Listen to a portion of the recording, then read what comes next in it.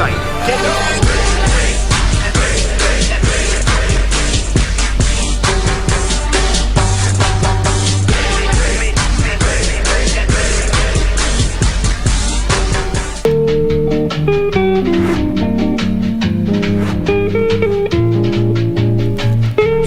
Nilikuja hapa saa 10 na kasolo mukia. Mudu ya kwanza ndo kaleta kecha akazitakiwa. Mudu ya pili akazitakiwa. Sasa mumeleta huyu mtoto amepatia mzee mimba. Wewe ulikuwa na kesi hapa? Nikisema kwamba sijai kuona naweza kuwa nasema rongo. Bwana, si ulikuja na ukabuka na mimi pale bwana. Ndio mtoto yako ya kufuate. Wewe umeitumia pesa na mwanaume, ndio unakula anatuma tena. Haulizi? Unakula anatuma tena. Kuna shida na hiyo? Huyu mzee hakuna mtu anatopokanga na wewe mzee. Hii tabia watu kula fair. Ishawahi kutokea. Si ndio? Wanacheza pale. Mimi yangu nilikuliwa 50 pop. Nilisikia uchungu mbaya sana pale. 50 pop na pesa ngapi?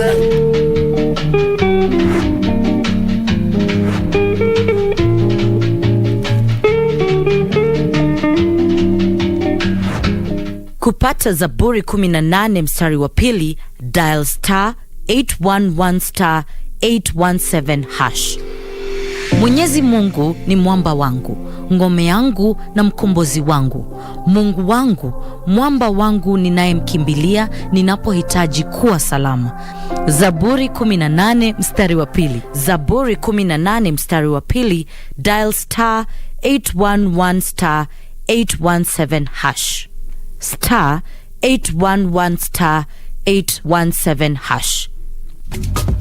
This is where it all began. As the mother of broadcasting in Kenya, you can trust KBC to bring you authentic news and programs to your living room. As KBC, we take pride in our unrivaled heritage as Kenya's trusted national broadcaster.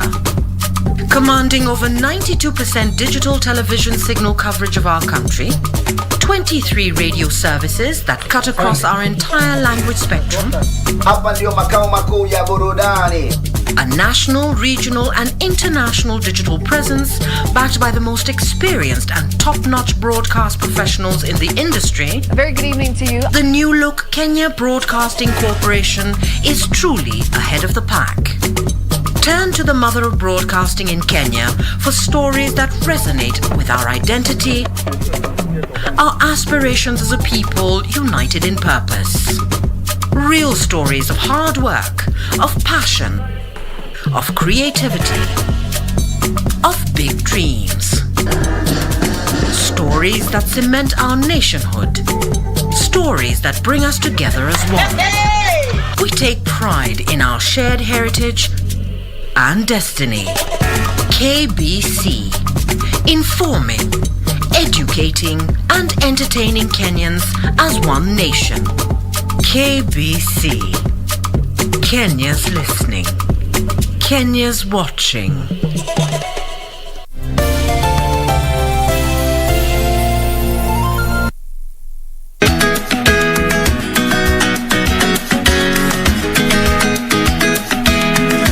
Nipashe maana wewe mama mipasho kabisa. Haya.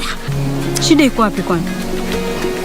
Mbona mimi napo habari zingine basi zielewe mama. Habari gani mpenzi? Na unkuja sasa hivi tayari uondoka. Mimi nitakuletea mwanamume ambaye nitampenda mimi mwenyewe na ambaye nitamridhia mimi mwenyewe ambaye ni chaguo langu. Unajua nini Sule boy? Sweat yako ameacha. Shanipata Unajua mtoto wa kike ndiko kuna sehemu anaenda. Mimi mpaka sasa yani najiuliza huyu jamaa alitushinda vipi? Bwana Senator, nakukisia huyu bwana hatutushinda kwa hili jambo.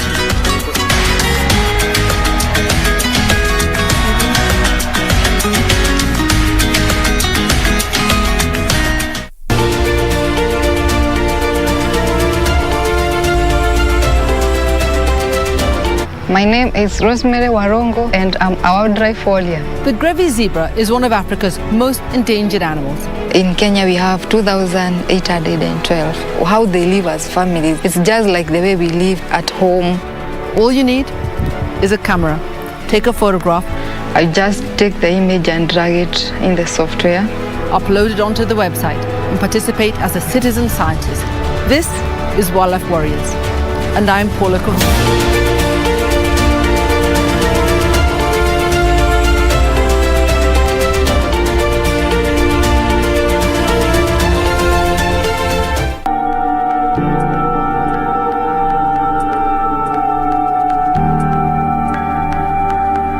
Uanzaje kuomba?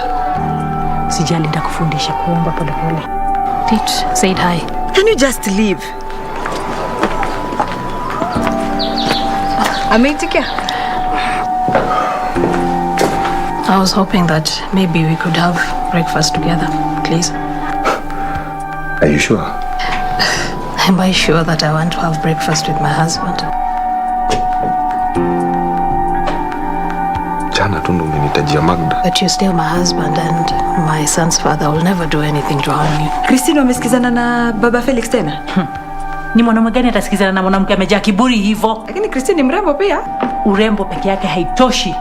Is Fiona back? Is your husband at home? That's none of your business. And this family is none of yours.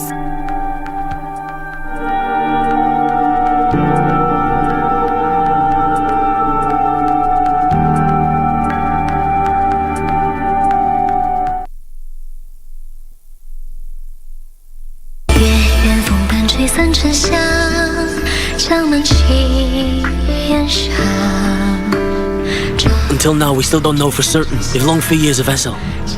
Bailey is putting pressure on us. Prince Chen is still a suspect. Send someone to closely watch everything Prince Chen does. Yes, Majesty. What do you mean by this? Fei has not expelled you from the family. Take all your belongings and leave right away. Things are going as planned. His Majesty just sent men to the temple. Make sure they don't die this time. After you succeed, you'll be greatly rewarded. Thank you, Highness. Did you find out who that was? Majesty, it was the Crown Prince.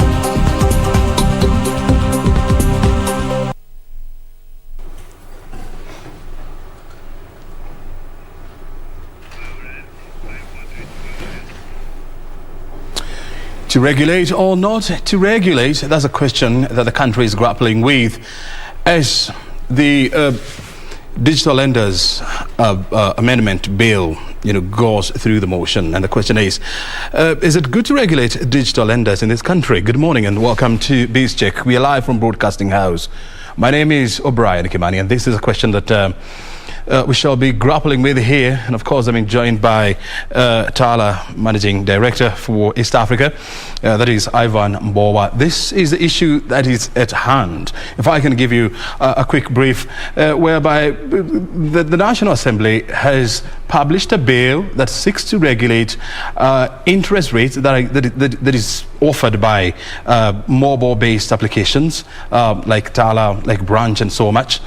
And there has been a lot of hula-baloo as to whether this is the right move to put them under the ambit of the Central Bank of Kenya. Of course, we have seen a Central Bank governor saying that it is high time that the operations of digital lenders are put under CBK's purview, and there has been a lot of backlash, of course, from some of the digital lenders. And the question is still not yet off the market on whether to regulate digital lenders. Joining us this morning, I told you, is Ivan Mbowa. He's the Managing Director, Tala, East Africa. He's joining us to help us put this thing into perspective. Thank you very much, Ivan, for finding time to be with us. First of all, you see, you have tremendous knowledge of fintech, having worked with some of the leading fintech giants in the world. You have exposure with Citibank, one of the largest banks in the world. You have also worked with what's the name of the fintech? Umati, yes. Your exposure comes with some form of experience. When you look at the digital lending market in Kenya, what conclusions do you draw? I think the digital lending market in Kenya has gone through a significant evolution, and it's actually very young. Many people must realize that it began maybe 7 years ago, and actually the first, around 2014, yes. Yeah, 2014. The first player really was Mshwari. So Safaricom, together with NCBA, launched their first sort of banking and savings product. And then you had Tala coming in as the second player. In fact, Tala was one of the first non-bank fintechs in the market. And 7 years later, we have over 300 plus fintechs. We have served millions of Kenyans and actually done a lot of tremendous good. But with the growth of the industry, there have been some challenges. And I think this is what's really led to calls for regulation. Naturally, the majority of the players are actually not regulated. And I would say the majority of players have actually upheld professional standards of conduct. But you have had a few cases where, unfortunately, you see a couple of players potentially engaging in what I call unprofessional and not consumer-friendly practices. So, for example, if a customer is in default, they're calling a customer's contact list, right? And I think that's actually absolutely unprofessional and should not be allowed.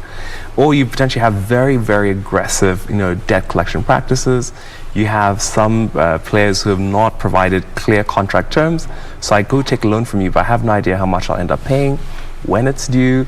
If I have a problem, I cannot reach your customer service. So because of all those reasons, I think that has sort of led to both the central bank governor and also members of parliament saying, okay, we have sort of witnessed this idea go from a baby and now it's sort of growing up, but we realize that if we don't give it some guidance, it's likely to go out of control. And in most cases, and this is a global standard whereby it's a global practice whereby you have a lot of technological evolutions being ahead of regulations. But we have seen a situation whereby we've gotten to a point whereby now the government is saying, hey, look here, we need to get down there and try to see what exactly are fintech doing in this business.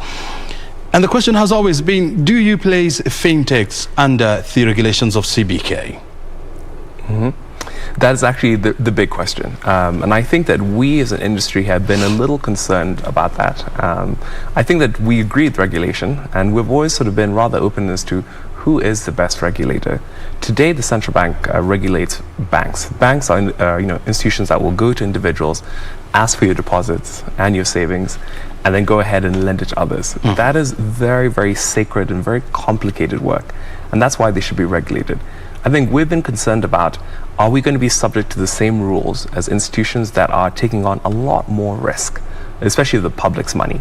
In our case, almost the entire majority of all digital lenders are actually using their own capital. So they go out to investors, they essentially create a business plan and say, well, this is the need we see in the market, this is the product we think we can launch, can you please fund us? And they use that capital to lend to customers. And if customers don't pay them back, well, that is shareholder capital that is lost. So I think we started thinking, is the central bank the best regulator? Could there be a need for the creation of a new regulatory body? But given where things have reached in terms of the parliamentary process, I think we're on board with the fact that it does appear the central bank will be our regulator. And now we just want to make sure that there is an understanding that perhaps they cannot use the same rules for banks and deposit-taking microfinance institutions as they use for non-deposit taking fintech. Of course, I mean, central bank governor has been very clear, saying that, look, fintechs are not to be classified as commercial banks because they are not in the business of deposit taking. Correct. They're just in the business of lending funds. Yeah. And so they're going to have a subset of rules to regulate how your operations are of course, carried out.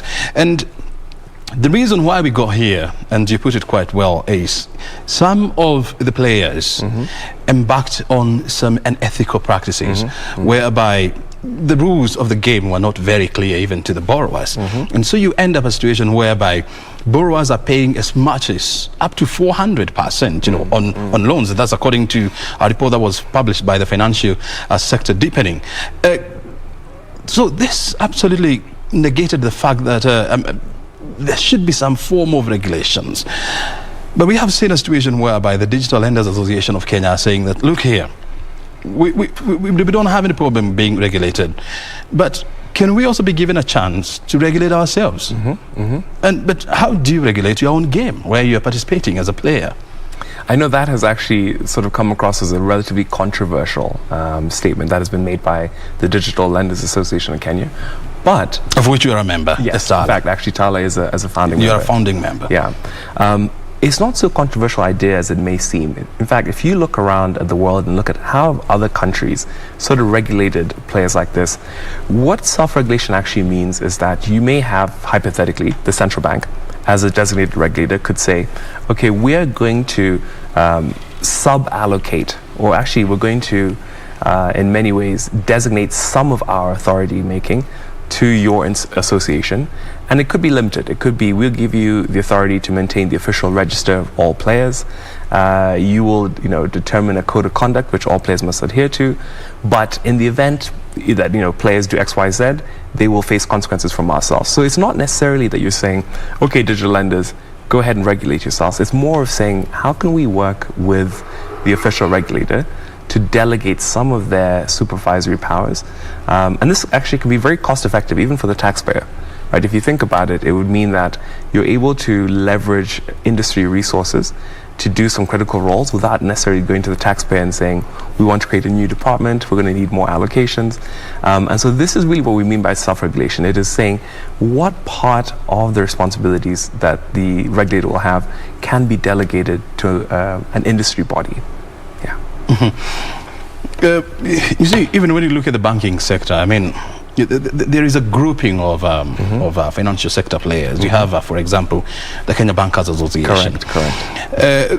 But their role is not a self-regulation. Their role is to bring all the players, under one roof, so that they can embark on proper advocacy, as a group, so that they can also set standards. That this is how we're going to operate in the market.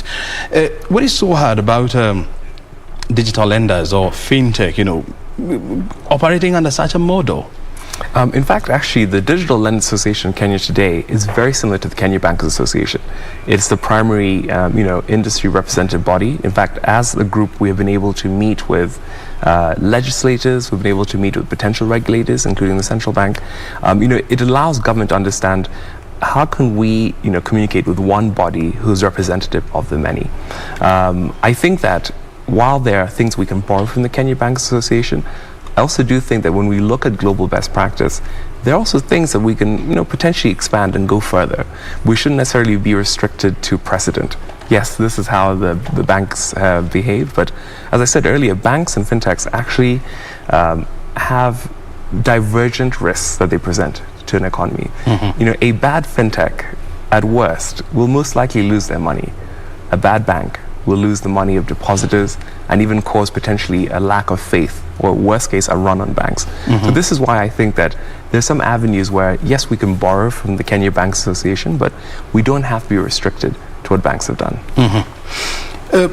You see, this morning we are discussing the issues around fintech, of course, the financial. Inclusion has been a key, being driven by fintechs in this country, and we of course have seen a situation whereby the number of banked Kenyans has increased from a low of 26% about 10 years ago to the current almost 90%, and this has been largely driven by fintechs. So, in as much as we talk about the negative sides of fintech, it's always good to be objective and look at it also from the positive side of fintechs, and that's the discussion we are having here with Ivan Boyer. He's the managing director for Tala East Africa, and I'm also urging you, if you have a history with fintechs, good or bad, I want to give you a platform so that you can also share with us your experience. At KBC Channel 1 is our Twitter handle, and at O'Brien Kimani is also my Twitter handle. Get to share your information with us so that we can also discuss it right here with Ivan Boyer. He knows a thing or two about fintech, and of course that's why he's here, helping us to put all these things in the right place. Boyer, we are talking about regulations.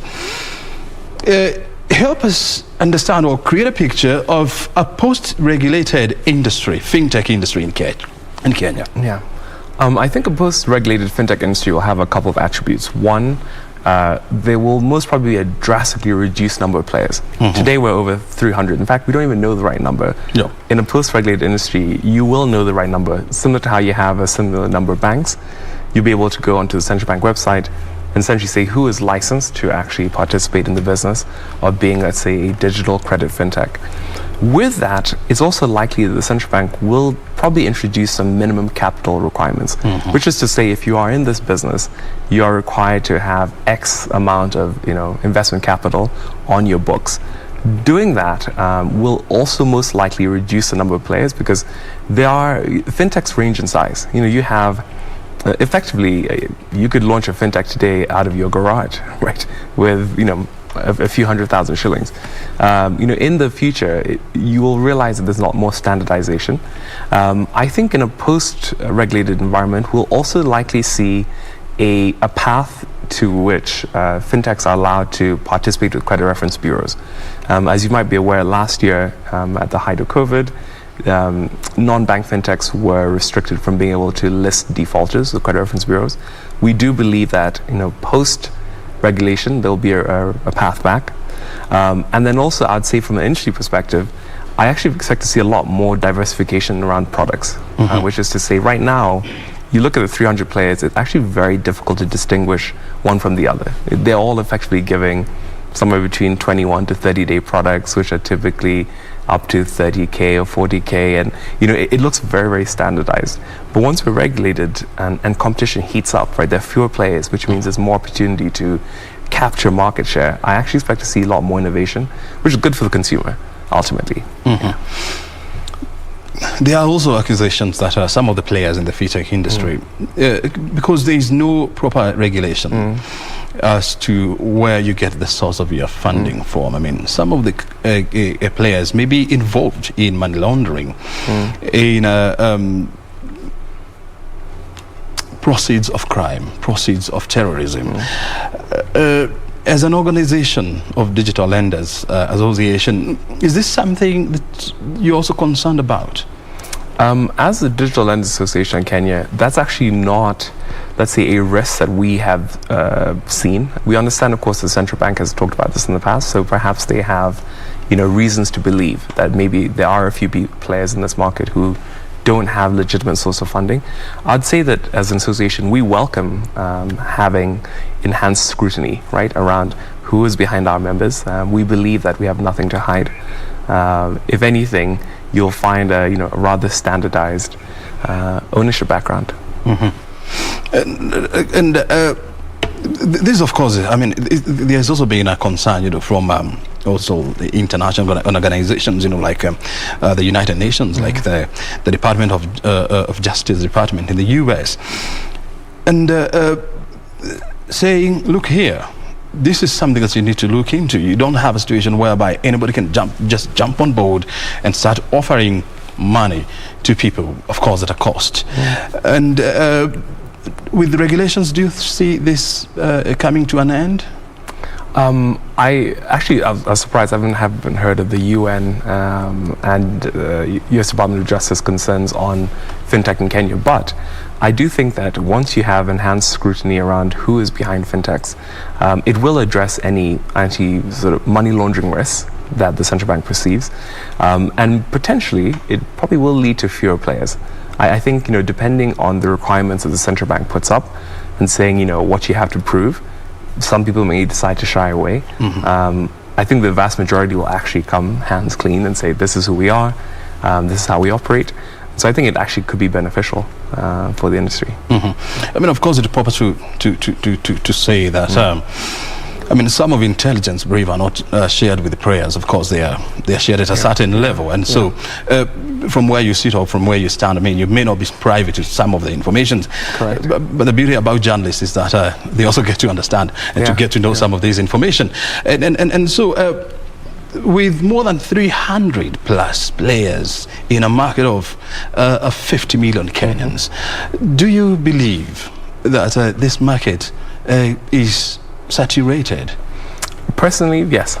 I'd actually say so. I think that you don't need those many amounts of players in a single market. In fact, I do think that while I'll tell you some of the benefits of having a lot of players. It'll drive innovation, right? There's a lot of competition, which means that ultimately we're all competing to get the consumer to choose us. But one of the biggest downsides to the growth that we're seeing is that over the past 7 years, there are a case of too many players offering too few Kenyans too much money. Yeah.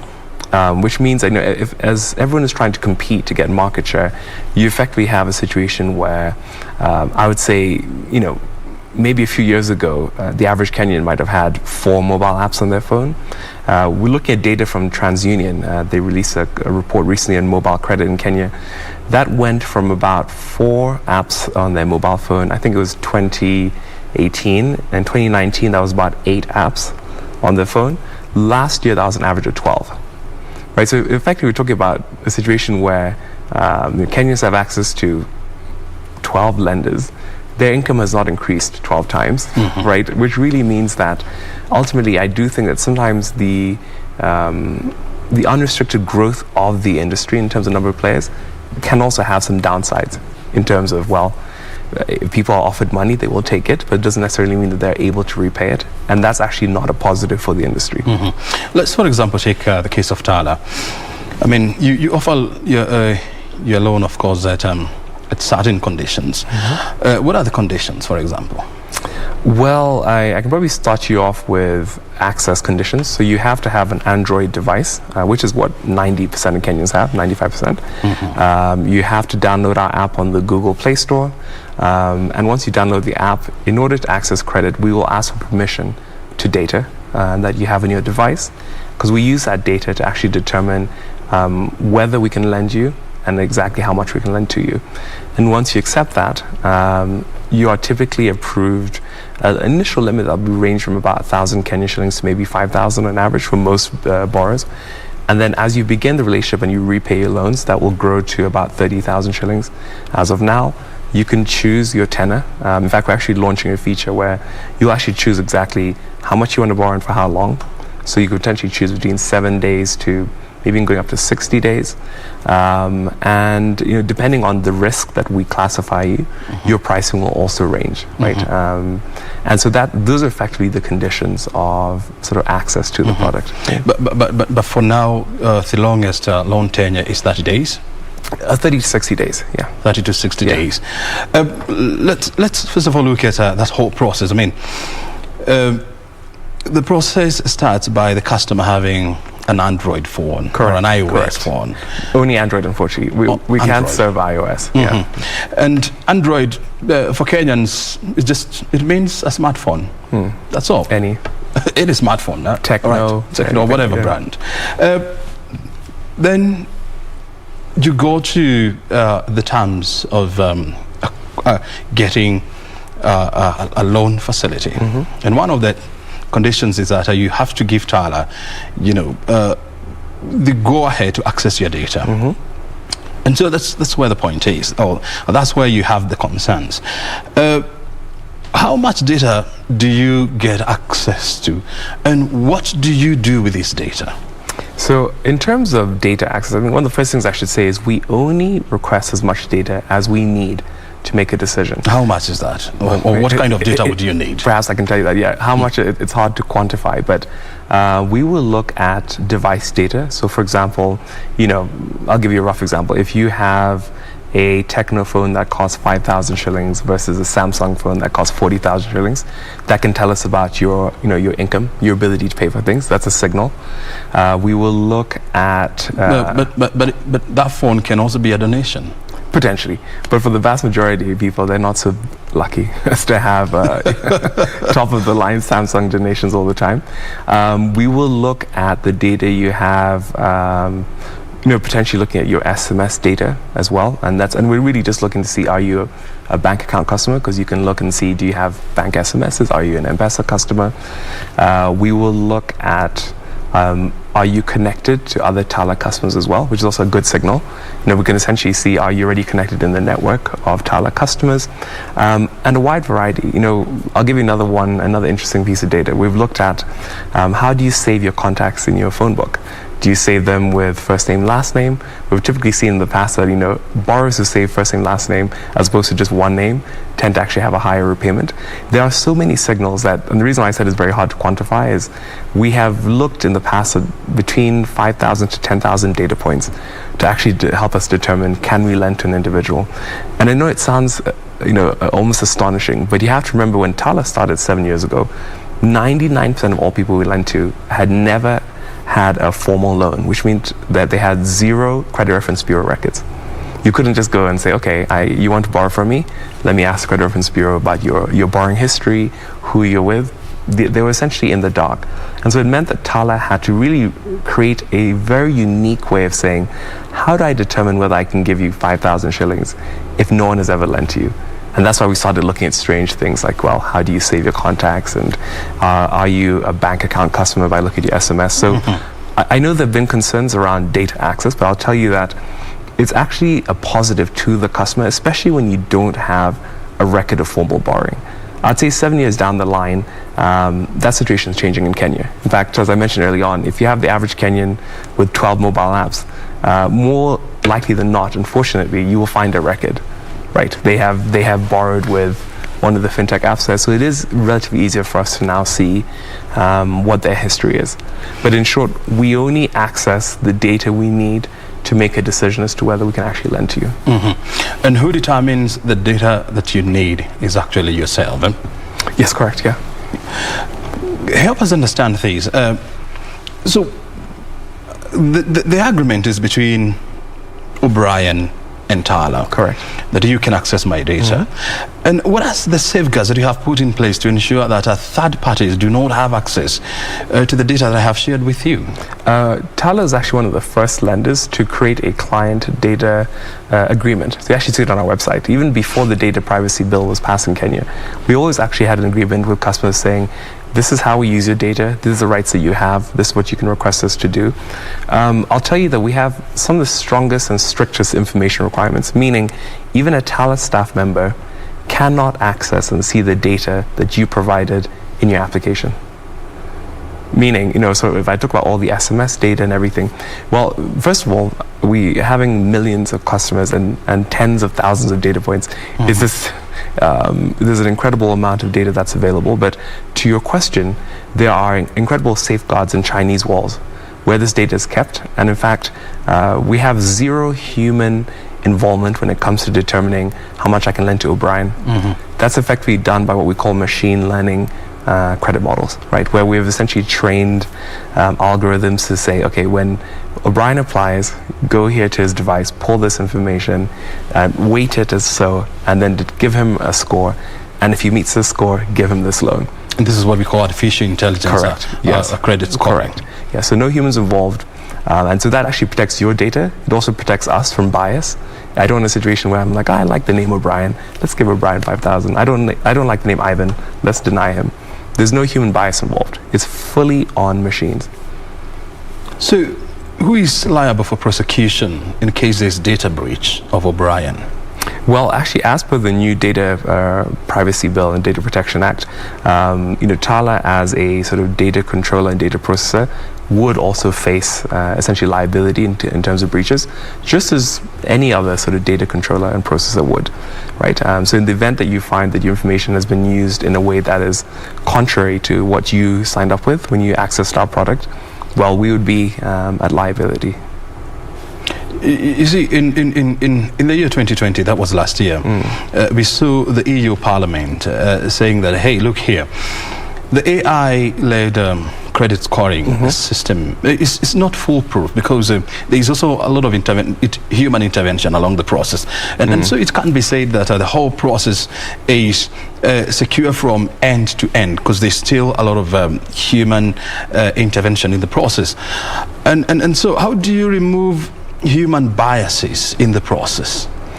I think it's an evolution, and I'd say it really depends on how you use AI. But for us as Tala, there's 0 human involvement in determining the credit worthiness characteristics, i.e. determining what data we look at. But what the humans will decide is to say, if O'Brien scores 0.7, let's say, on our credit score, should we give him credit or make it sure that he has to score 0.8. So this, humans will determine, once the machines give us a score, what portion of our population do we want to make credit available to. They will determine, it's really a situation where I'd say the machine learning gives us data to make better decisions, but we cannot interfere with how the data is created, right? It's just automatically fed. All we can look at is to say, if we have these results, what do we do then? Do we say yes, no? Do we cut back O'Brien's limit? Do we advance him forward? Do we offer him this? But that's pretty much the extent of it. So I think it really depends on how you're using it. And so as much as the EU has seen that it's not perfect, I wouldn't go so far as to say it's a perfect process, but I will say it does involve humans when it comes to actually determining whether O'Brien gets access to But credit. the bottom line is, it's not a perfect process. It's prone to error. Correct. Almost like everything in life, yeah. Let's also look at the issue of the borrower. You definitely know that almost 40% of Kenyans are considered to be illiterate, or they can't read and understand at the same time. And the people who are in that value chain of borrowing between 1,000 and 5,000 shillings, most of them would fall under this category. And so even before you sign anybody into your credit portfolio, do you first of all understand whether they have read and understood the terms and conditions? Financial literacy is actually an ongoing concern, and very legitimate that you called it out. It's actually something that not only fintechs but even banks struggle with, right?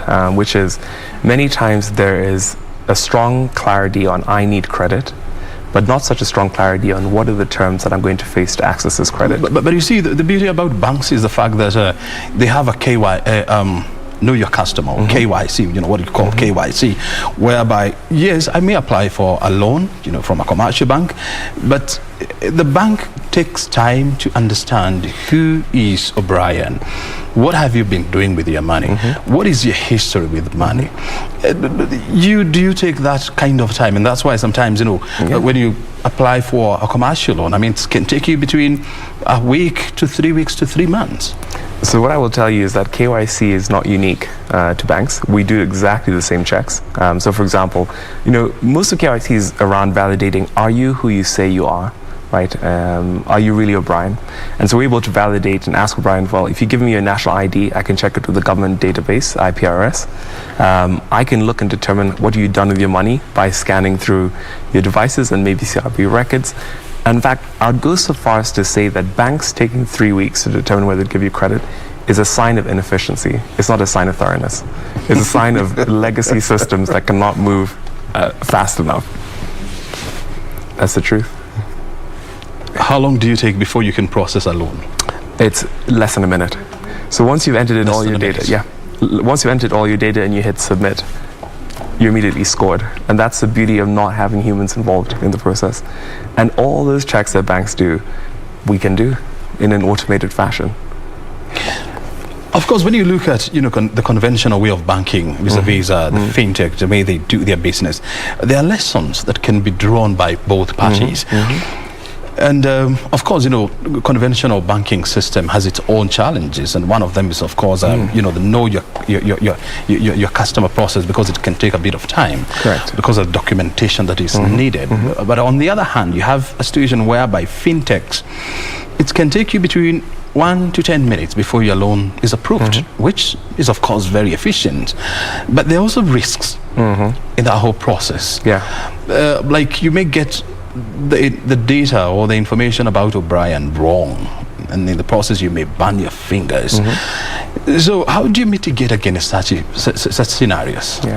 And that's a good point. There are risks that are attached to the efficiency that I talked about, right? The fact that we can determine whether you can access credit in a minute.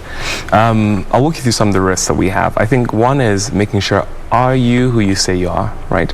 There have been a few isolated cases of identity theft, where, say O'Brien's brother steals O'Brien's phone and his ID, but effectively make sure that the loan is dispersed into his M-Pesa wallet.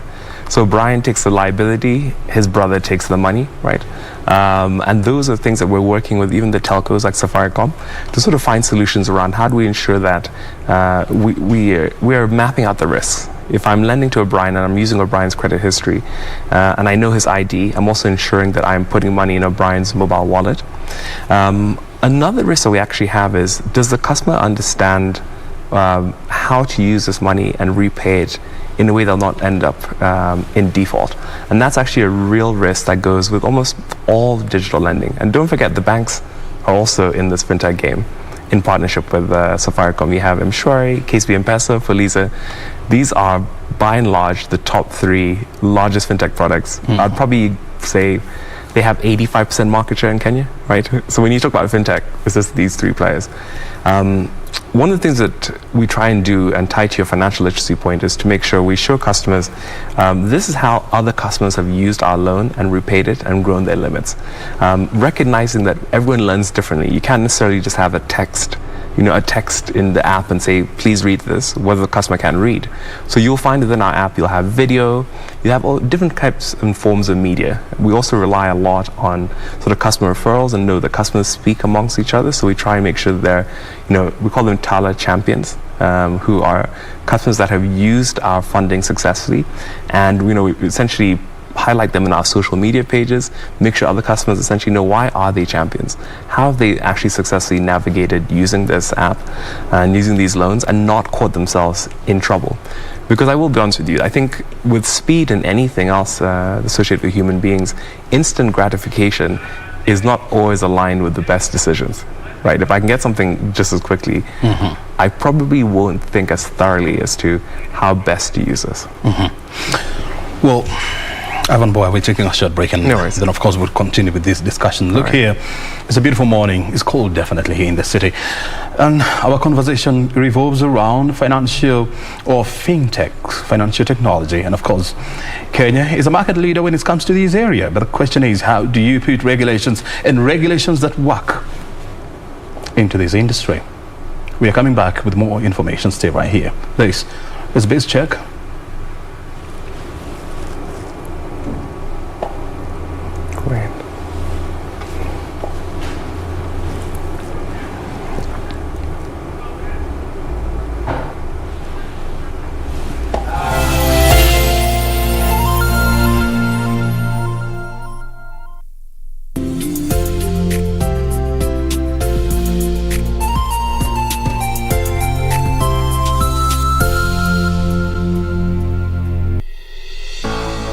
The global spending on research and development reached an all-time high of $1.7 trillion in the year 2020. And 10 countries account for 80% of this budget. And Kenya is not a member of this elite club. We are training our people, we are guiding our people so that they don't only depend on buying what is coming from abroad, but developing their own and also competing with the giants that are, and they'll reach there. This week on Inside Government, our focus is on R&D, the hit and the misses, and of course the lessons learned, right here on KBC Channel 1.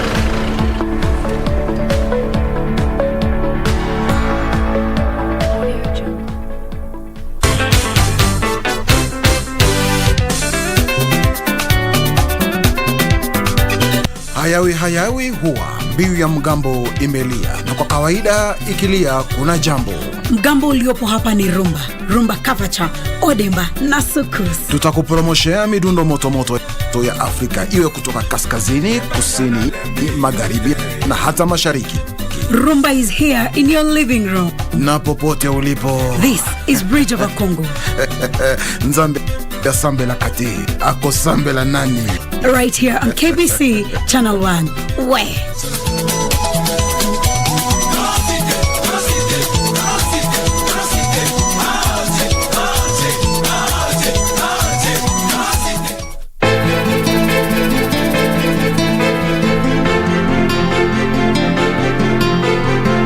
Nisaidie na simu kakangu, nawapigia watu wangu waje wanisaidie.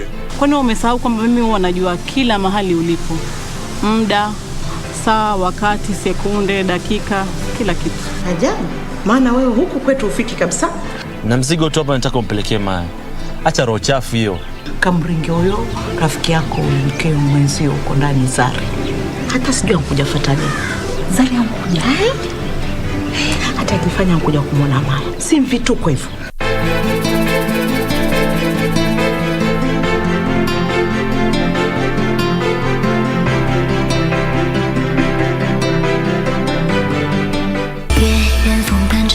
香，长满旗烟上。 Until now, we still don't know for certain if Long Fei is a vessel. Bailey is putting pressure on us. Prince Chen is still a suspect. Send someone to closely watch everything Prince Chen does. Yes, Majesty. What do you mean by this? Fei has now expelled you from the family. Take all your belongings and leave right away. Things are going as planned. His Majesty just sent men to the temple. Make sure they don't die this time. After you succeed, you'll be greatly rewarded. Thank you, Highness. Did you find out who that was? Majesty, it was the Crown Prince. 月圆风淡吹散沉香，长满旗烟上。抓一位当归入药汤，相思泪。 What does this number mean to you? A pack leader? A winner? Or just a number? To us, it means freshness, boldness, vibrancy and heritage. That's why at KBC Channel 1, we make it easier for you to pop up your family entertainment to a fresh, exciting and colorful bouquet.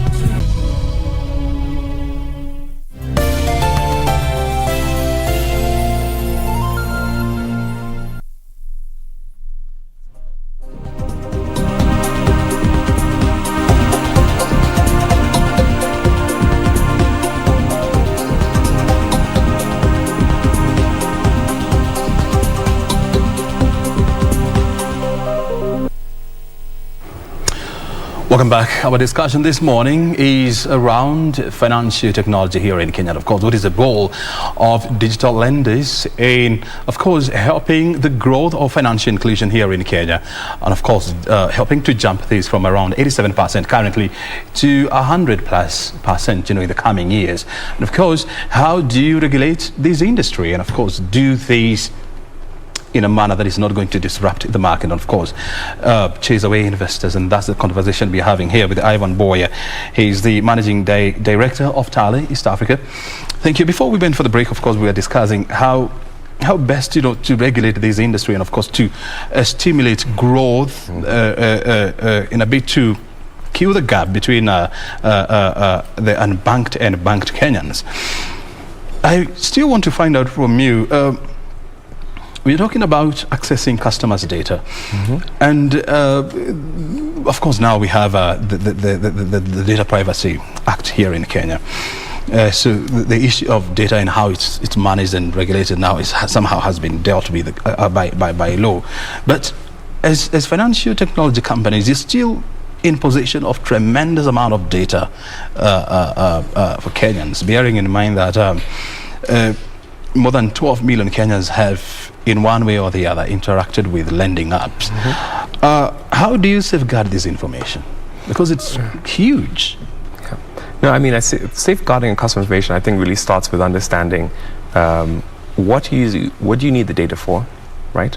And as a result, what data do you need? When can you delete the records, i.e. when is this data no longer useful for you?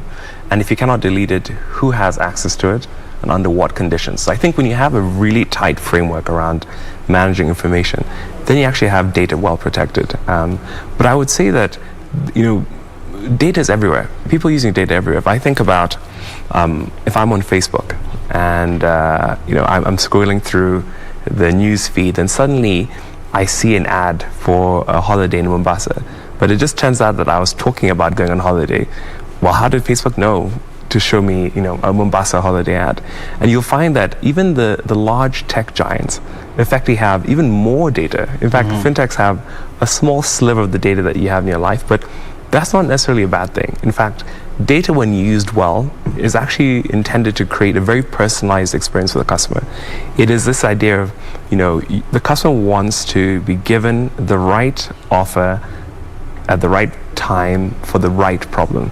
You don't want to necessarily go into provide and be shown 3 generic products which maybe have nothing to do with you, where the institution has not done their homework. So I'd say that access to customer data is entirely meant to enhance the customer experience and give you that sort of white glove, let's call it the white glove experience of they know exactly what I need when I need it. However, that being said, of course, we must also safeguard against people misusing that data, right? And I think misuse of that data is really around selling it to third parties. And that's one thing that we as Tala and even the Digital Lenders Association of Kenya, we've been very clear about in terms of that would be unethical behavior and also really against the law has recently passed. As Tala, for how long do you hold a customer's data before you can dispose it? It varies, right? So I think, and I'd have to sort of go into the specific categories, but on average, I typically say about 7 years is the average period where data is typically held, even by banks and institutions, and then after that, it's typically disposed. It is disposed? Typically, yeah. Before I get to the other question, let's first of all go to Wycliffe, our reporter in Kisumu, and get to understand what is happening in Kisumu City. And remember, it's going to be the host of AfriCity Summit next year, and so a lot of changes are happening within the outlook of Kisumu. Let's go to our reporter Wycliffe. Wycliffe in Kisumu.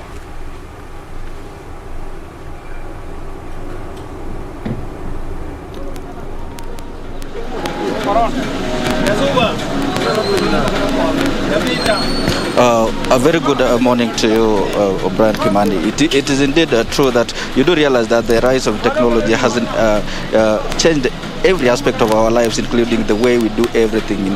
That includes the way even the way we secure loans these days. You do remember that, unlike today, financial banking institutions, that for you to obtain loan, you required some sort of documentation, and that includes filling forms and getting guarantors, and that is quite tedious, and that has brought about the emergence of mobile money lenders, the digital money lenders, for that matter, including the likes of Tala. That has probably eased the way these people, Kenyans, take up loans. But Kenyans have shown a mix of reactions when it comes to mobile lending. Somehow, given the way this mobile lending, the tactics that they use probably to recover their loans, it has become a debate among Kenyans. They have had various experiences when it comes to debt recovery, and just at this point, you'll allow me to engage with a few Kenyans here to share with us their experiences with this kind of mobile applications. Brother, habari yako? Nzuri. Utatueleza tu majina yako, kazi unafanya katika station hii ya magari, na utuambie kama ushaichukua loan ya simu, tuseme kama ni Tala ama nini, na utuambie kind of your sort of experience. What's your name? Mimi naitwa Frederick Omondi. Mimi ni mfanyabiashara hapa Kisumu Bus Park Stage. Kuhusu loan ya simu, tuko tu na shida kidogo ya hiyo duration nimekupea ya 1 month. Sasa singine ungechukua hata 10,000 natakana uduse karibu kwa mwezi moja, lakini ni kazi ngumu. Sasa singine kulingana na hii mambo ya corona hii inaleta shida sana, so tunataka tu hata kama usiongeza hata mwezi 2 inaweza kuwa mzuri, sinatufinyilia sana. Wakeja wengine wameweza kusema kwamba wanapigiwa simu mara kwa mara. Wewe experience yako na mwenye alipea loan, app gani alipea loan, experience yako imekuwa namna gani? Nilichukua kwa KCB, lakini kila mara nataka kurudisha pesa. Sasa ngine umechelewa kidogo, alafu ukichelewa pia huwezi pata hiyo pesa tena. Sasa hiyo sasa ngine umelipa kama umejua utapata ingine, ukisalipa tena sasa kuna kupata ingine. But do you normally unasoma the terms and conditions before you sign up na kuchukua loan? Yeah, tulisoma, lakini kulingana na hii corona hii sasa hii inaleta kazi ngumu. Ungesemaje tofauti kati ya hizi mobile applications za loan na pia kwenda kwa banki, una tofauti gani? Tofauti hizi za apps, rates ni ya kurudisha nayo pesa iko chini, lakini kuipata ukidownload hiyo app kupata hiyo pesa ndio kazi ngumu. Kwa sasa nyingine ukisha download hiyo app wanataka duka hata kitu kama mwezi 3 hivi ndio sasa kukupea hiyo pesa. Na kulingana na wewe, kuna hasara gani na pia faida gani na kuja kwa hizi applications? Hasara kuna hapo kwa wanakata rate kidogo, si mingi sana. Lakini sasa kulingana na hii corona hii tunaona kama iko na shida mingi sana. Okay, thank you. O'Brien, will allow me to engage one more person here probably to get the experience with the emergence of money lending applications. Ndugu, habari yako? Salama sana. Tatueleza tu majina yako, kazi unayofanya katika station hii na pia what kind of experience umekuwa nayo na mobile lending apps. Mimi naitwa Philip Odur. Mimi ni mfanyabiashara kwenye kichuo cha magari hapa jijini Kisumu. Wewe ni mfanyabiashara hapa, kumaanisha ushaichukua loan ya simu? Mara mingi loan za simu nimejaribu because niko na iPhone, na ukienda kudownload hizo apps za loan una download, then baadaye ukianza kuapply wanakuuliza kila kitu, details unapeana, mwishowe upati tena kujaribu app nyingine. Ni hivyo hivyo tu, hakuna urahisi ambayo tumepata kupitia loan ya simu. Yes. Na kuna tofauti gani ukiona kitambo tulikuwa ukitaka loan unaenda bank, lakini sasa hivi unaweza chukua loan yenyewe kwenye simu? Unaona kuna faida gani na pia hasara gani? Ikiwa tunaweza pata njia rahisi kwa kupata loan kupitia simu, inaweza kuwa njia rahisi kwa sababu sasa hapo ni kujijenga wewe mwenyewe. Kwa sababu ukifuata loan zile zingine kuna masharti zingine ambazo saa zingine huwa tufuati. Yaani hata kama ukifuata haikupatii matunda mengine mzuri, lakini kama inaweza kuwa urahisi kwa hizi za simu, kama inaweza fanya kazi kwa kweli, inaweza kupa njia rahisi sana kama sisi wafanyabiashara, kwa sababu tunaweza jitegemea na loan zile ambazo tunaweza chukua na kulipa kupitia simu. Na wakati unachukua loan za simu, wangu unasoma the terms and conditions, zile maagizo ambazo before you sign up unakonga umesign? Pande wa simu hakuna mahali utaweza enda bila kufuata terms and conditions, kwa sababu unaambiwa weke jina yako, weke ID, next of kin, mambo yote ambayo inahitajika. Unaweza fanya mpaka ufike mwisho, but baada ya kufika mwisho hasa loan yenyewe uoni. Sasa huwa nashangaa hizi vitu ni zile tu za kawaida kwa simu ama ni zile vitu ambazo zinapea mtu tumaini kweli. Wewe una ushauri gani kwa Wakenya wengine ambao wangetaka kuchukua loan za simu? Niki? Ungesemaje kwa Wakenya wengine ambao wangependa kuchukua loan za simu? Naweza ambia Wakenya wote hii loan ya simu ni mzuri kama unaweza kuwa mtu mwaminifu kwa kuilipa. Ni jambo mzuri sana kwa sababu usaidizi unapata hapo hapo kwenye mkono yako bila kuzunguka mbali kufuata mambo zingine ambayo saa zingine itakusaidia. Kwa saa zingine unapata uko na biashara ambayo unataka uijenge, na kupitia simu yako inaweza kuwa njia rahisi ukipewa, because unaweza kuwa kwa biashara na ukienda kufuatilia loan zingine unaweza pata masharti, inaweza fanya saa zingine ukosi hizo loan. Sasa naanza kuambia tu Wakenya wengi, iwapo hizi loan za simu inaweza kuwa ni vitu ambayo inaweza toka na wakuwe ngangari kwa upande wa kulipa, alafu wakuwe na njia rahisi, kwa sababu vile utaanza kukopa utakopa hivyo hivyo, utakuwa ukiongezewa vile unafaa, unalipa unaongezewa. Thank you for that, brother. O'Brien, some of the experiences from Kenyans from this side, you do realize that the convenience that these mobile loan lending apps have come with, the convenience, it has come handy for most business. These are an informal sector here. People, wherever we are here, this is the stage. They are the hawkers, they are the matatu operators, and all kind of informal workers here. And they say that these mobile lending apps have come so handy to them, especially when they are in their need of they are financially cornered. So these mobile application have become so important to them these days. But then something that is notable here is that most people do not read the terms and conditions apps. When signing up, they simply click the agree button. That means they have given the lenders the leeway to access every sort of information they want. And you see these days people complain about the way, the tactics that these money lending apps use to recover their money. They can even call your colleagues, they call the closest person next to you, the person you regularly communicate with, and that means they will go to your contact list, see the person you contact with most often, and that's the person they will call, and that is bringing about kind of shame to the debtors. But then something that Kenyans need to know is that there is always the terms and conditions that one should always read before they sign up for that kind of applications. Well, for now I would like to hand it back to you in studio, Brian. Thanks, Wycliffe. And we know what? We always say the devil is in the details. It is up to you as a client to go through the terms and conditions and, of course, ask yourself, can I live within these terms and conditions? If not so, don't go for that loan, because at the end of the day, you borrow to repay. And you've had it, from the people in Kisumu. And we always say that men are better borrowers, but women are better payers, when it comes to of course, honoring their loan obligations. Help me understand here, what is the rate of default among fintechs?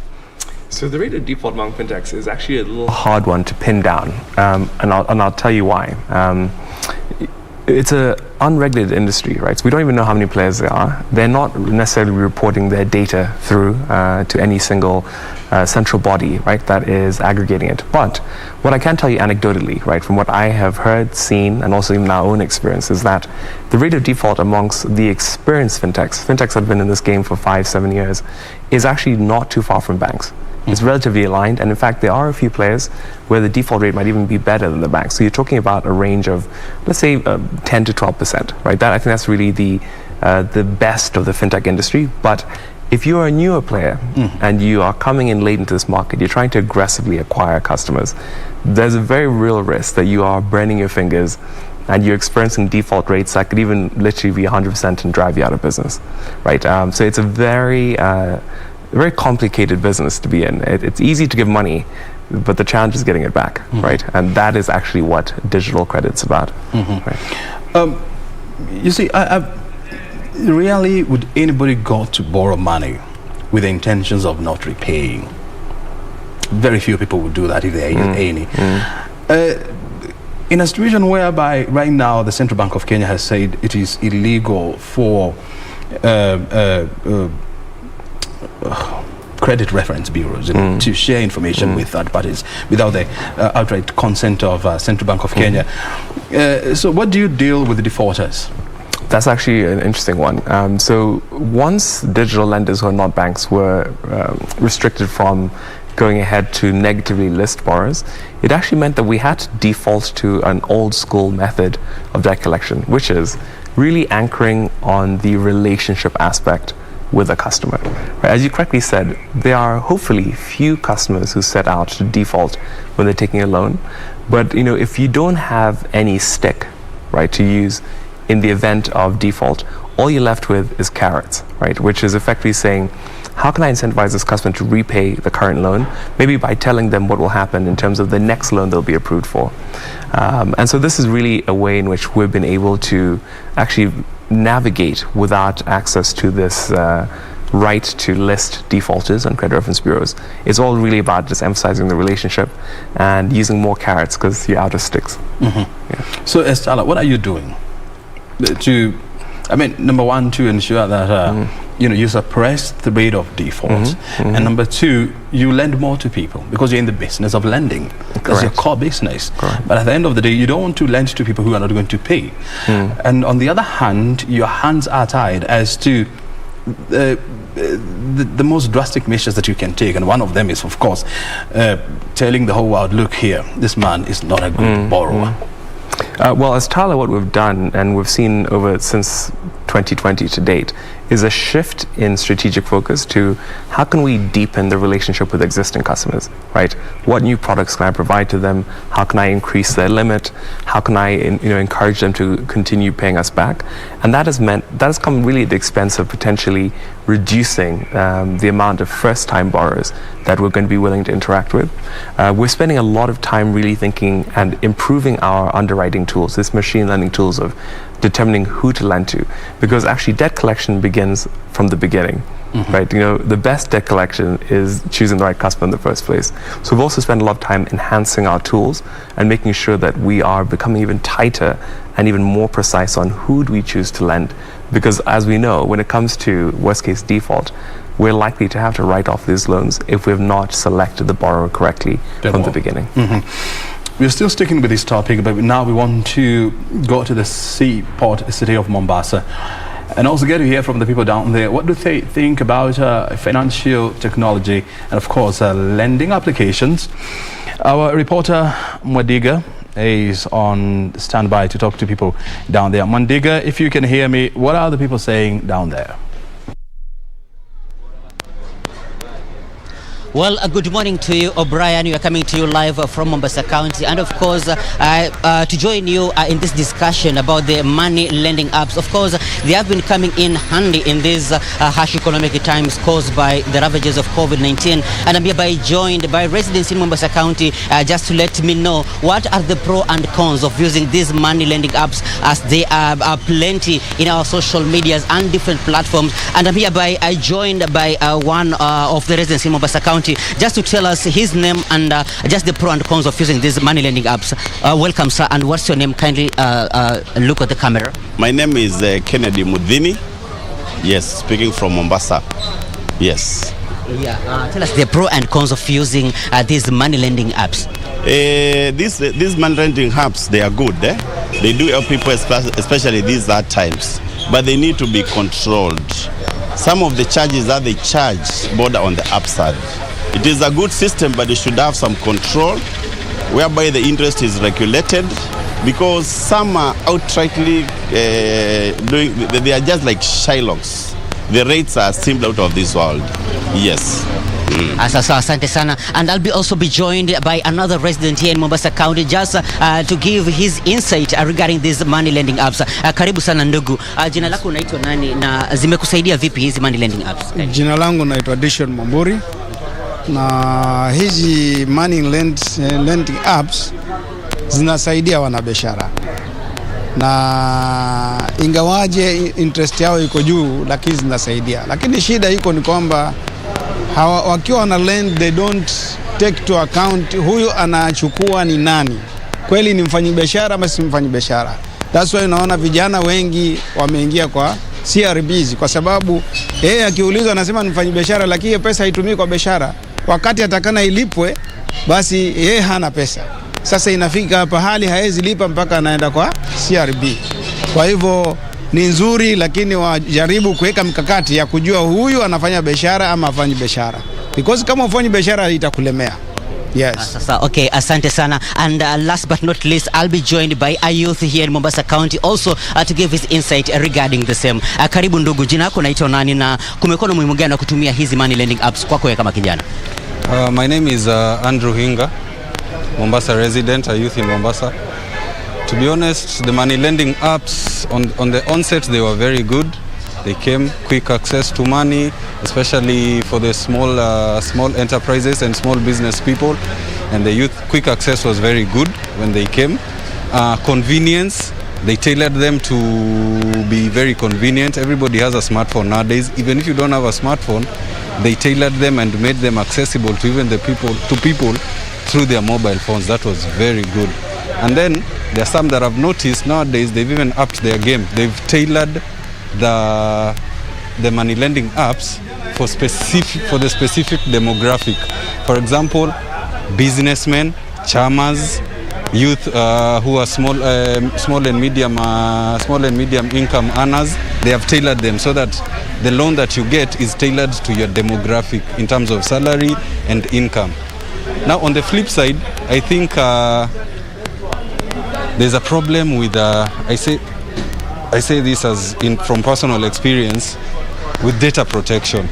Sometimes you find guys calling you some wee hours of the night. You don't know where these numbers are coming from. They are saying that you're supposed to pay money that you borrowed from a lending app, yet you cannot authenticate you cannot authenticate if these guys are real or they are not. So the data protection aspect is scaring away guys. These loan apps should ensure and should absolutely tell people that your data is safe once you start giving them data, because before you apply for any loan, you give them a whole lot of information that is even personal, private and sensitive information like bank accounts and your personal numbers and email addresses. And then probably I'd say the grace periods. Small and medium earners are not very sure and certain that they'll pay within certain periods and grace periods. So they should come up with a formula that will not be so specific with the grace periods that these guys that they are offering. Yeah, I think that is, for me, that's what these loan lending apps should do. Okay, well, thank you so much, Hinga. That was a very good insight, of course, from a youth who has been using or is still using these apps just to cater for some few things here and there, just to get that cash in time. And of course, as two things are coming up here. Of course, the issue of data protection and the grace period. And of course, earlier on, I had interviewed one of the residents, and he said that they should be regulated. They are good. They are helping. They are sorting people out on time, but they should be regulated. That's all we have from Mombasa County, and back to you, O'Brien Kimani.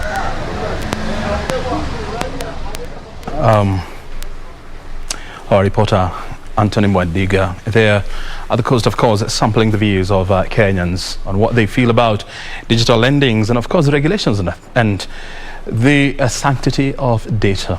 Because these days we say data is the new gold. I have to let you go, Mbowa. But before I let you go, what is the future of digital lending in Kenya?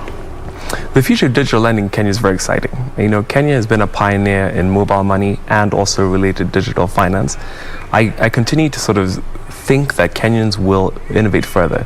What you can expect to see is, you know, generic products now becoming niche products. You know, today, if you access a loan, whether you are employed, whether you're in business, there's not much in the way of specifications for your needs. In the future, I think we'll see players saying, you know what, we're a digital lender focused on business. And we have very specific business digital credit products that are structured as follows. Or we are a digital lender focused on employed, salaried individuals. And likewise, so you'll see more niche offerings. I think you will see consolidation, as I talked about earlier, with regulation from 300 to, you know, fewer than X players, which will mean greater competition. You know, I think Kenyans will be the beneficiaries. I think you'll see lower pricing. The pricing that many people have spoken about associated with digital credit is a function of also the rate of default that happens. But I think as the industry matures, as also customers begin to understand how best to use the products and products are designed better for customers, we are going to see rates go down. And I expect that, you know, at some point in time, digital credit will be the only credit available. All the banks will effectively have a digital offering. And in many ways, while it looks like right now we are a niche kind of player, we're in many ways just leading what will eventually become the status quo, how banking is done. Very well. Before I let you go again, what is the experience of digital banking, digital lending in Uganda, bearing in mind that you're from Uganda, vis-a-vis Kenya, where you're operating now? Well, in Uganda, it's very nascent. I would say that, you know, the equivalent of M-Shwari just launched maybe 4 years ago. I'd say that Uganda is possibly 5 years behind where Kenya was from a digital credit perspective. It's a very interesting market for players who wish to sort of discover untapped markets and with a lot of demand. It's different. Mobile money penetration is growing, but not as deep as it is in Kenya. You don't have a situation where 90% of adults have a mobile money account. But there is just as high a need. Banks don't lend, right? So I'd say it's very exciting. It's a very exciting place for anyone considering new markets. Yes, risk-averse as they are here in Kenya. Yeah, absolutely.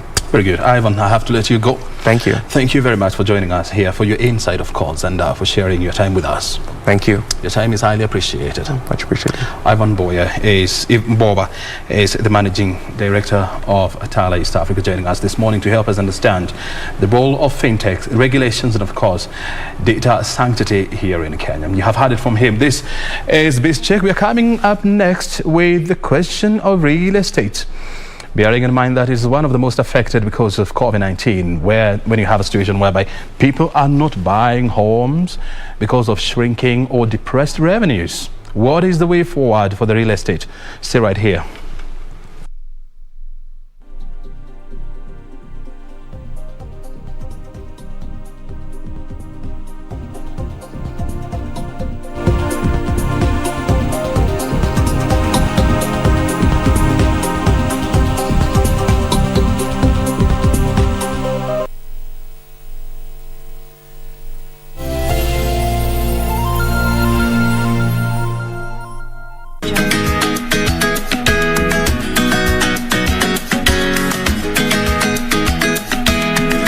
Nipashe maana wewe Mama mipasho Kabisa. Haya.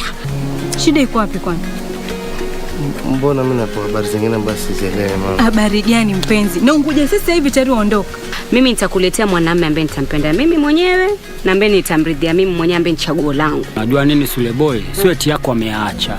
Shanipata Unajua mtoto wa kike ndiko kuna sehemu anaenda. Mimi mpaka sasa yani najiuliza huyu jamaa alitushinda vipi?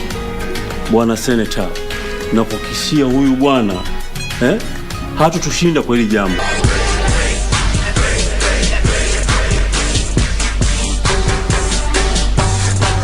Your name is Filthy Tom Waller and you're the MLW World Champion, you will do whatever it takes to hold on to that title. Now hold on here. What is Samael doing? We've seen these guys use boots and spikes and gas cans and Take it off, here's Scott!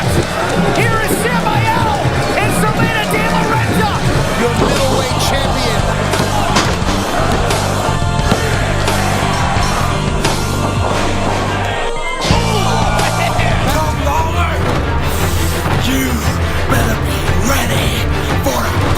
Get used to seeing this sight.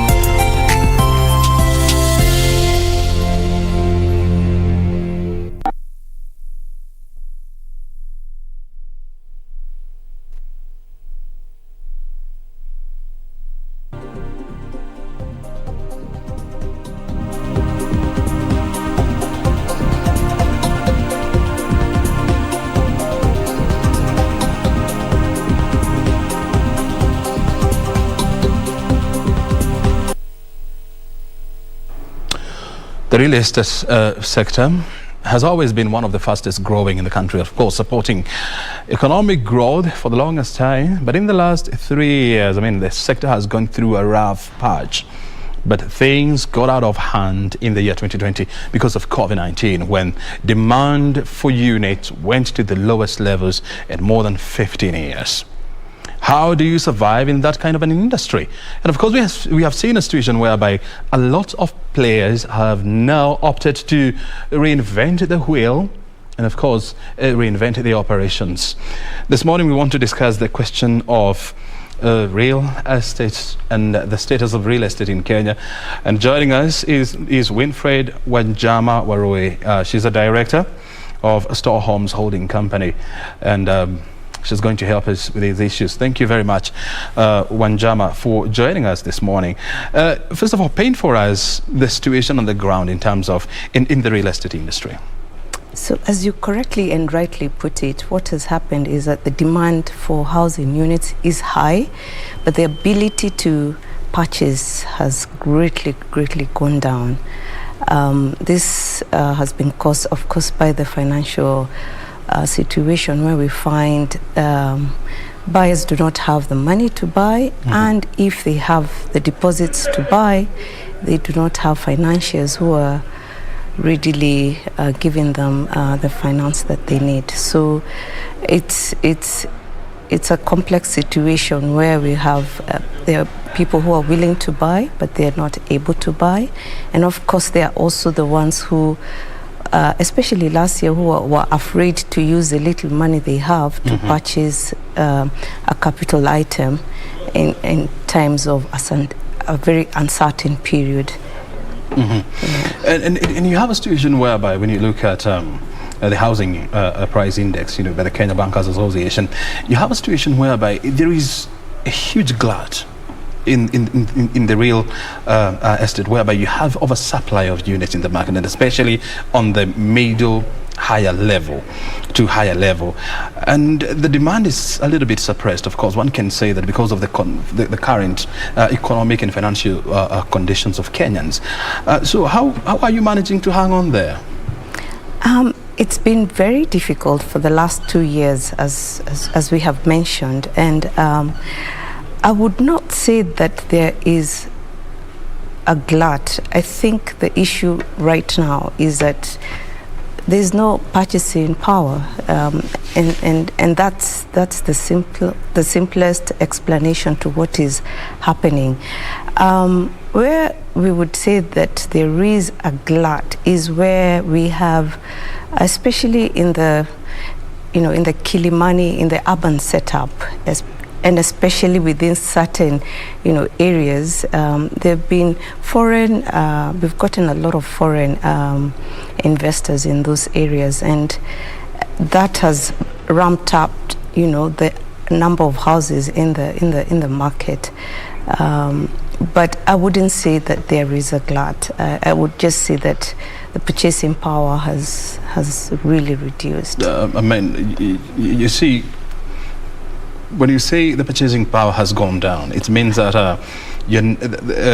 realtors are not selling as many units as they have always done. Yes. But on the other hand, you still have a lot of projects that were in the pipeline being completed, and so this is piling up pressure and, of course, piling more units into the market, and this is how the glut is coming about. And you've rightly put it. I mean, when you drive around or when you walk around the areas around Kilimani, Runda, Lavington, Nairobi West, and all these estates, I mean, you see a lot of letting, for sale, and so much. And when you look at what you call the malls in this country, the occupancy rate has also been very, very low, 40%. How do we get out of this situation? I think there are various issues that you've raised. Number one, there's the issue of commercial real estate, and there's other side of it, of the residential. So the commercial side of real estate, I think, has taken the biggest hit, and that has been because a lot of people have been working from home, and there is a concerted effort by many companies to continue in that trend, and it's very unfortunate that some of the bigger firms have decided moving forward that they are not going to be letting commercial properties. So there is a huge problem in terms of space. So there's a lot of commercial space available at the moment because of COVID. In terms of the malls, those have been affected by, of course, a lot of people are doing more mobile purchases. So there's going to be a time when it's going to not be necessary to go to the malls and all. So I think there's going to be a rethinking in the way that malls are marketed, and how they're utilized by the tenants. So it was previously quite expensive for some of the tenants in some of these malls, but we've seen a huge trend towards people moving away from that and moving on to a lot of internet purchases. So that's going to be a problem for developers who own commercial properties. But the saving grace is the fact that, I mean, when you go to the US, or when you go to UK, Germany, and so much, I mean, you find huge shopping complexes, huge malls, and more so in the United States, where the malling culture is very well advanced. You go to huge malls and you find they are completely empty. But we have seen a situation whereby they are becoming logistic hubs. Yes. For large players like Walmart. Yes. They occupy a lot of space at, let's say, like the Mall of America, for example. And are we also likely to see a situation like this in Kenya, whereby, I mean, malls are not going to close down, but what they are going to do is they're going to attract logistic players as major tenants? But that has been the case even in Kenya. I think it's, the malls, the way they are structured is also dependent on the culture that they are found within. So, for example, in the States, you still find a lot of people going to box office, to the theater. So it's a cultural thing. And that is why I'm saying people need to now start realigning themselves with, especially developers, in the way that they sell their space, because it's more of a cultural thing where you have, say for example, in urban setups, you find a lot of teenagers and the youth. There are certain places that they want to be seen. And obviously, most of these people want to be seen in malls. So you'll find, of course, people be having, influencers in the malls and, things like that. That is what is going to be the future of some of these places. So a lot of marketing to make sure that they're seen to be what is relevant for the cultural setup and social setup. So, we have to go through what you would call a cultural revolution. In order for us to change the way we approach mall business, and of course,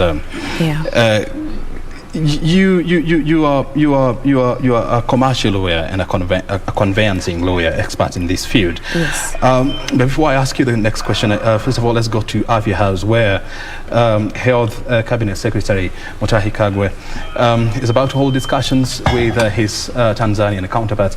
Let's go to Afya House and get to understand more.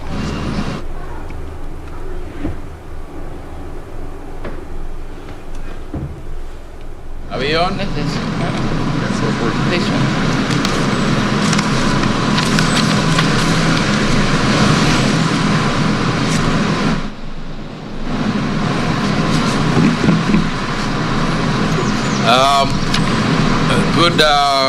Good morning, ladies and gentlemen of the Fourth Estate.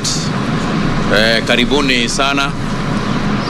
Honorable Dorothy Gwanjima, Dr. Dorothy Gwanjima, the Minister for Health, Community Development, Gender, Elderly and Children of the United Republic of Tanzania, members of the Tanzanian delegation, colleagues from the Ministry of Health in Kenya, distinguished guests, ladies and gentlemen, a very good morning to you all. Fellow Kenyans, you will recall that in May this year, His Excellency President Uhuru Kenyatta hosted Her Excellency Samia Suluhu Hassan, President of the United Republic of Tanzania, shortly after she took over leadership in Tanzania.